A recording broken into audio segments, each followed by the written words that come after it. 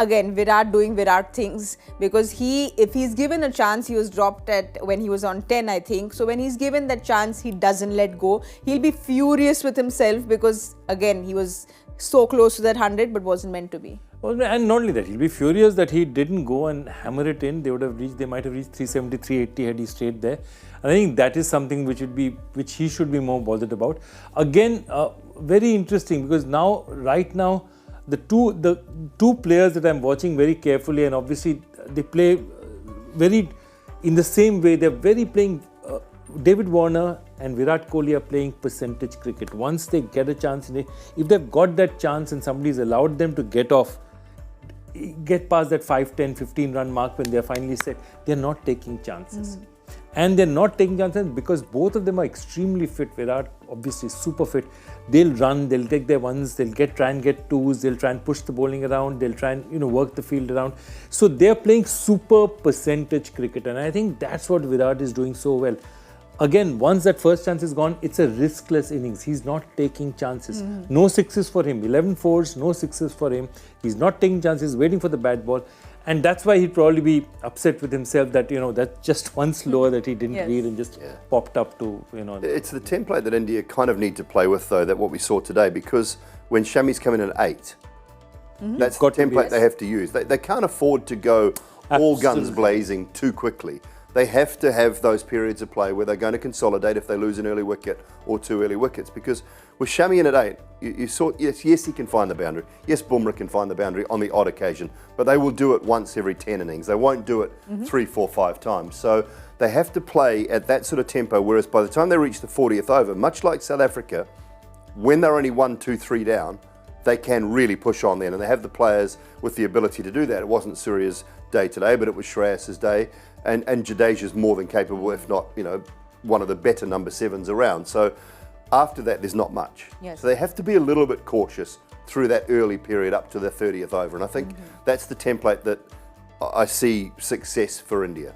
That's very true. It's a very, very, very justified point. That having that change of batter at 8 influences you right up to opening.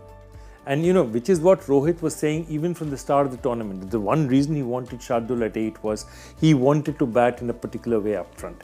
And so they haven't managed to do that, but now they've adjusted. This is their new plan. Virat will play riskless innings. Shubman will try and do it. Rohit will attack at the start.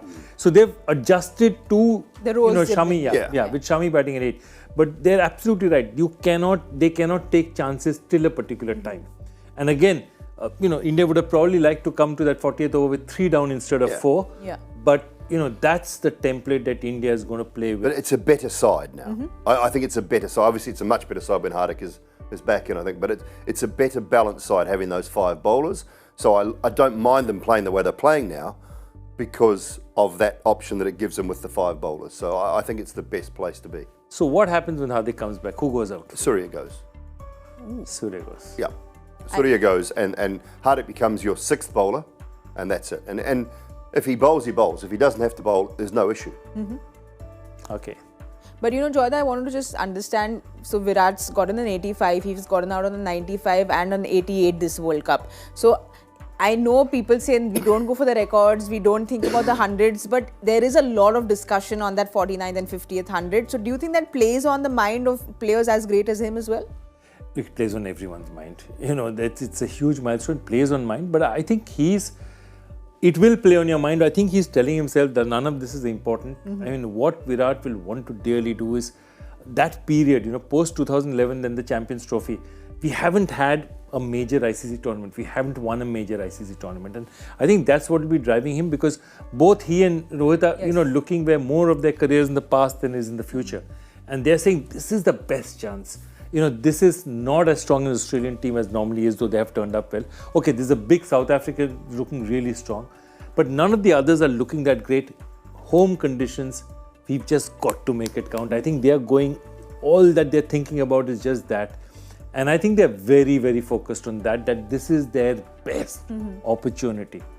And I think nothing's going to take away from that. His hundreds, I think if they come in a second innings in a chase, when the game is being won, I don't have a problem with that. And I think what we see is he will take a few more risks setting a total And I think that's a good thing. I like seeing him do that. So when he's getting out in the 80s or 90s, if they're setting a total, I got no issue with that. I don't think it's worrying him at all. I don't think he's thinking about that.